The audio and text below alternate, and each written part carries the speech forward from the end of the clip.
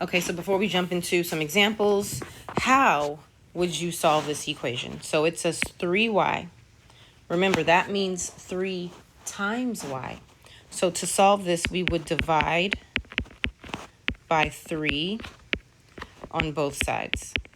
We're going to do the opposite of multiplication and divide. Practice problems 1 and 2. Practice problem 1. Negative 4d, that's multiplication. So automatically I'm dividing by whatever's attached to my variable. It's a negative 4. Don't forget the negative. So d equals positive divided by negative is negative. 36 divided by 4 is 9. So d equals negative 9 for practice problem 1. For practice problem 2, we've got a division problem. This is x divided by 2.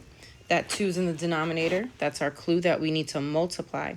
So I'm going to multiply by 2 on both sides to get x equals 20. And that's it for practice problems 1 and 2.